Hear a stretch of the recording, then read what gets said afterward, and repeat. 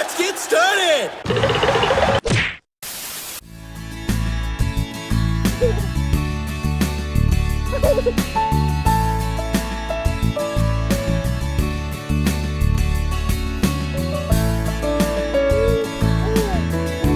Deadline, what are you doing? I'm detecting you are hot milf in this area.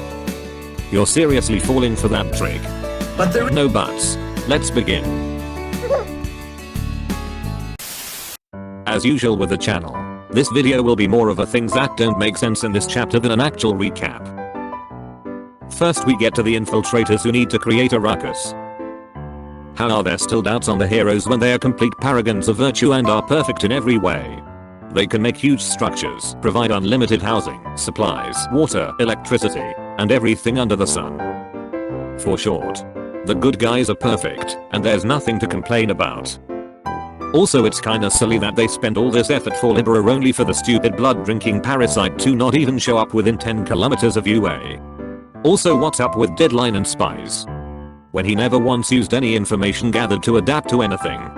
All his spy attempts have been nothing but tell me what's going on so I can ignore the situation better. I bet even if he got all the information about Wallhack's quirk, he'll still try to punch him. Well, to be fair, being a massive idiot is a requirement for MHA villains.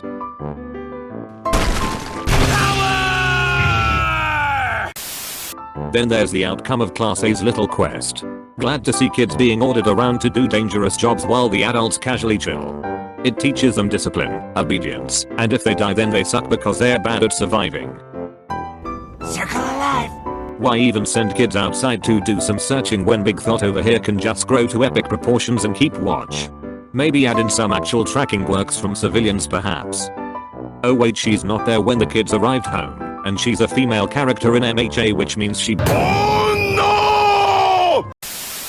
Just like the numerous off-screens going on ever since the end of the war arc. And just as I expected, the actual plan is off-screened as well.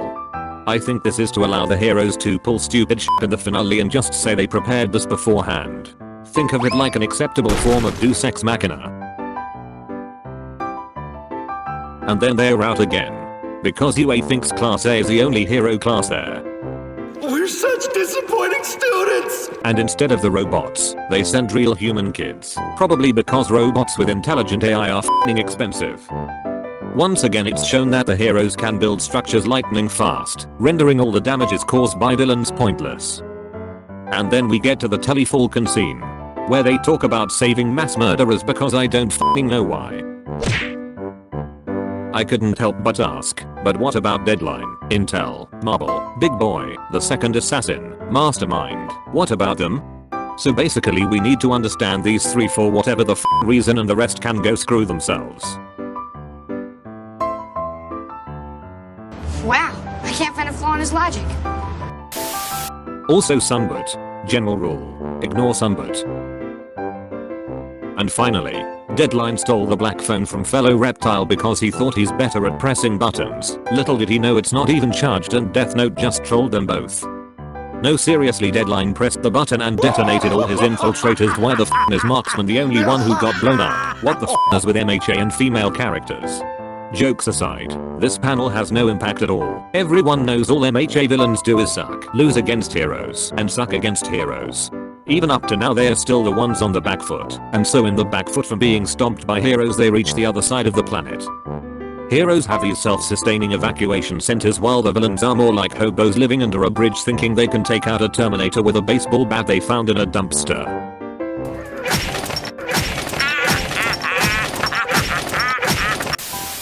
Also, is Handaman really recovering from quirk singularity, or Wonder Woman just straight up f***ing annihilated 90% of his stored powers?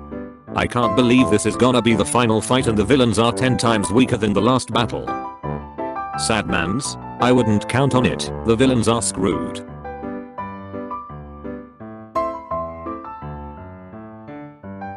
You're really serious about that MILF? Aren't you over 200 years old? That's kinda awkward. Oh, the MILF's not for me. It's for my boy, Tomura. He needs money. Then go out there and free Grilby then.